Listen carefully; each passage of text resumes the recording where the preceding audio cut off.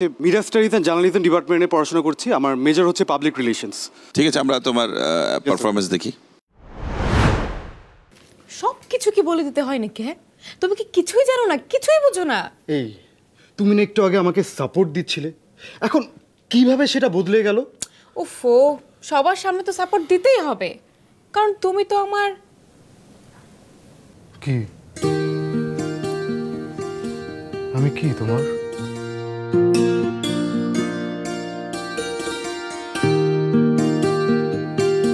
তুমি জানো না বুঝি?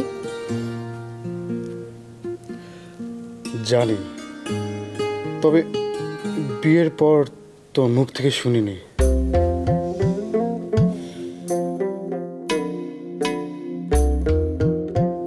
তুমি আমার স্বামী আর আমি তোমার স্ত্রী। কাঙ্ক্ষেতে গাগরি কন্যা বৃন্দন নীলাম্বরী, পন্থেতে সব চাইয়া থাকে সুন্দর কন্যা হেরি, মোদের সুন্দর কন্যা হেরি। কি হলো?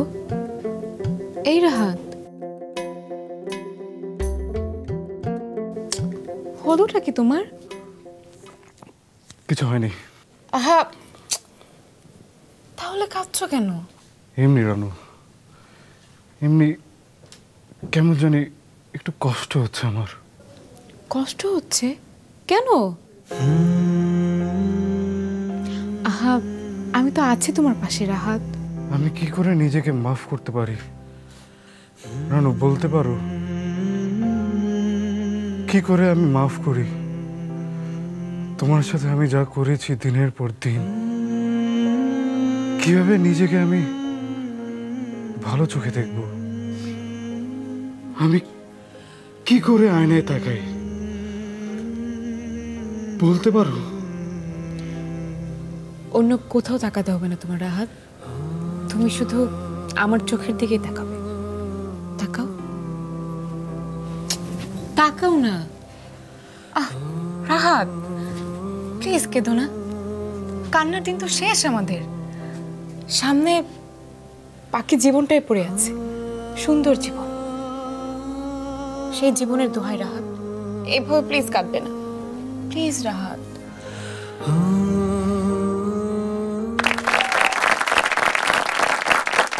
আপনার পারফরম্যান্স আপনার কেমন লেগেছে? একটু বেশি কান্না করে ফেলেছে আমার কাছে লাগছে। আপনি কি এটা ন্যাচারাল কান্না ছিল না গ্লিসারিন ইউজ করেছিলেন? ন্যাচারাল কান্না ছিল এটা। ন্যাচারাল কান্না ছিল, আপনি গ্লিসারিন ইউজ করেননি? ডিরেক্টর স্যার বলেছিল যে এখানে স্পেসিফিকলি যেহেতু স্ক্রিপ্টে লেখা আছে তোমার কাঁদতে হবে, তুমি এখানে তোমার চোখে পানি তোমার পড়বে। তারপরে হচ্ছে ম্যাম আমি মানে প্ল্যান করেছিলাম যে কিছু আমার গ্লিসারিন বা কিছু একটা হবে, বা ছিল না। তারপর লাইটের দিকে আমি চোখ বড় বড় করে তাকিয়ে ইমোশনটা ছিল, তারপর একটা ট্রিক খেলে তারপর হচ্ছে ম্যাম পারফর্ম করেছিলাম। চেহারায় কোনো ইমোশন ছিল না, মনে হচ্ছিল চোখ জ্বলছে বা চোখে বেশি গ্লিসারিন পড়ে গেছে, এই জন্য চোখ থেকে পানি বেরোচ্ছে। আমিও ফিল করেছিলাম। দেশপ্রেম থেকে মানুষ কাঁদে, মাঝে মধ্যে জাতীয় সঙ্গীত শুনলে মাঝে মধ্যে অনেক গুজবাম্প হয়। সো হচ্ছে আনন্দের অতিশয্যে মানুষ কাঁদে, তো সেটা ছিল এখানে স্ক্রিপ্টে। কিন্তু আপনার কাছে ইমোশন ছিল না, ইমোশন ছিল না, শুধু কান্নাই পেয়েছি। সেই কারণে দ্যাট লুক ব্যাড। আর ক্যারেক্টারটা স্টিল ক্যারেক্টারটা পাইনি আর কি। আমার মনে হয় যে আপনি ফিজিক্যাল স্টিফনেস আছে একটু। স্যার এখানে ছিল স্যার। হ্যাঁ, সেটা একটু কাটাতে হবে ভাই।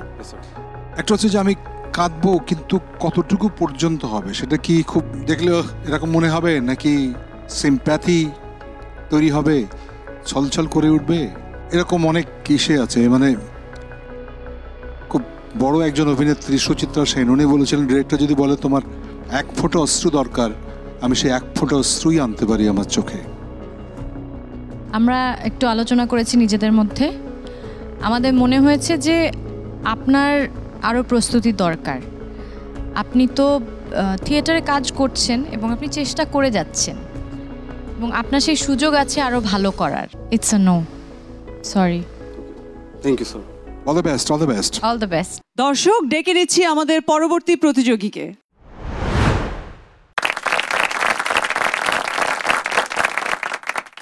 কোথায় পড়ছো, কি বিষয়ে পড়াশোনা করছো?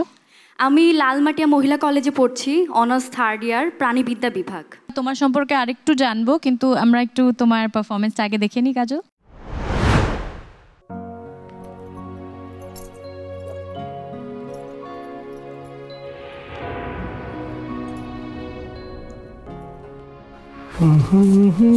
এই যে এই।